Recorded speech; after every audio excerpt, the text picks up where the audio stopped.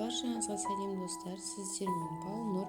Бүгін сіздермен осындай фруктовый торт жасайтын боламыз. Менімен бірге болыңыздар.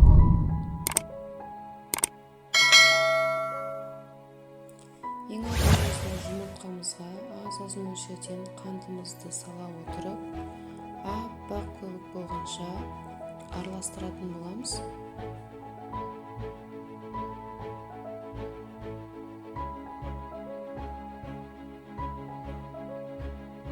Ванилин саламыз.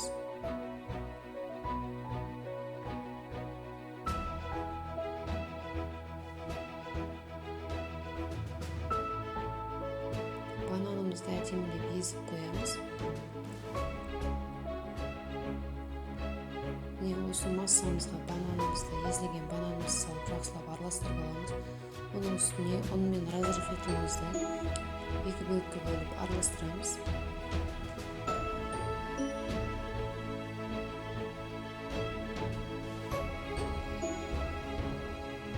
Оның үстіне азғантай мак салып араластырып 180 градуста қызып тұрған пеште 22-лік формада пісіріп аламыз.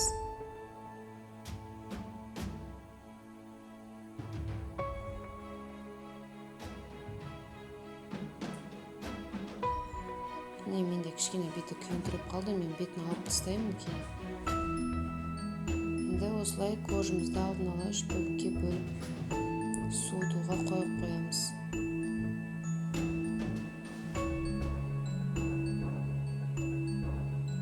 Қож өте жұмсақ әрі әдемі болып шығады. Дәмі өте керемет, бананның дәмі шығады қождан. Сондықтан барлықтарыңызға жасап көруге кеңес беремін. Қожадар осылайынан шығады, çok жұмсақ, әдемі 3 бөлікке бөлінеді. Енді кремін дайындайтын боламыз. Креміне творожный сырымызды, сливкемізді, сахарный пудрамызды сала отырып, араластырып, қоюланғанша араластырып, крем жасап аламыз.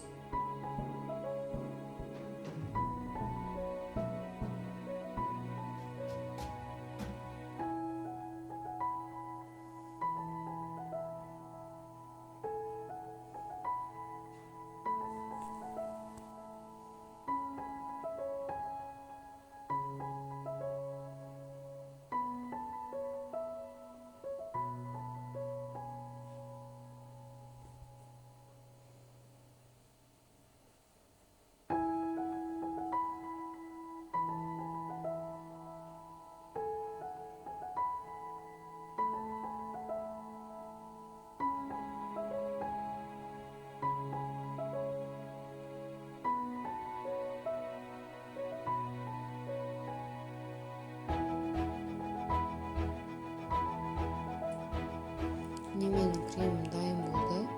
Енді тортымызды жинауға кірісеміз.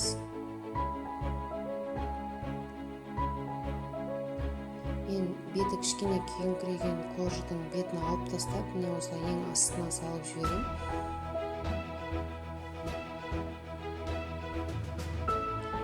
Және осындай кольцода жинайтын болам. Теп-тегіс болып шығу үшін.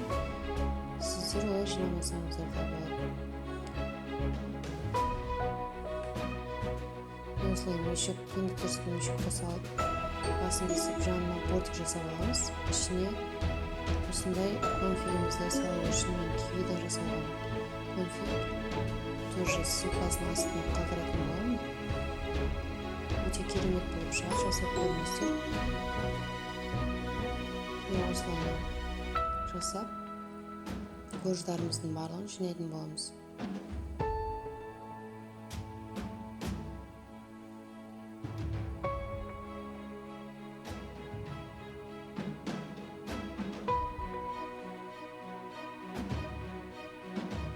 Көріп тұрғандарыңыздай қож өте жұмсақ әрі керемет болып шығады. Міндетті түрде 3 бөлікке бөлерден алдын суытып алыңыздар.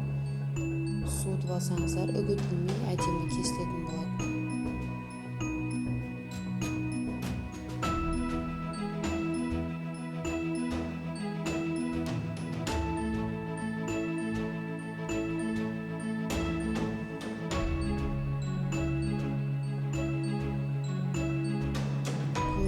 өзінен бананның дәмі шығады. Сондай керемет.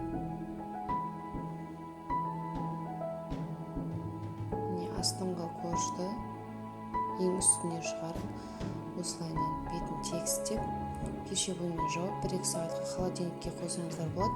Мен олай қоймай, сразу жан-жағын сәндеуге кірісемін. Мен артық ешқандай нәрсе жақпаймын. Тек осылай өзінің кремімен жан-жағын тегістеп, бетіне осы креммен гүл жасап, орео печеньелермен сәндейтін боламын. Сіздер бетіне жемістерді қойсаңыздар болады. Клубника, банан, немесе тағы киви, сондай сияқты жемістермен сәндесеңіздер болады. Мен олай сәндемеймін, тек осылайынан істеймін. Видео ұнап жатса лайк басып, тіркеліп, комментарий қалдырыңыздар. Тағы да неше түрлі видеолар салатын боламын. Және міндетті түрде жасап көріңіздер, барлықтарыңыздың қолдарыңыздан келеді.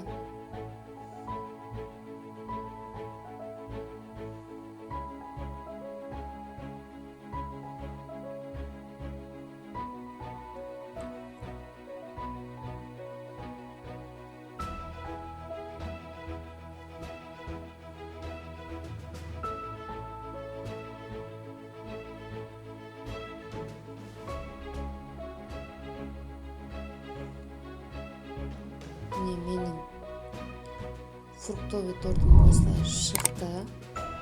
Дәмін енді сөзбен айтып жеткізе алмаймын. Сондықтан барлықтарыңыз жасап көріңіздер. Сіздерге видео ұнады деген ойдамын. Сіздермен болған Балнұр. Ас болсын.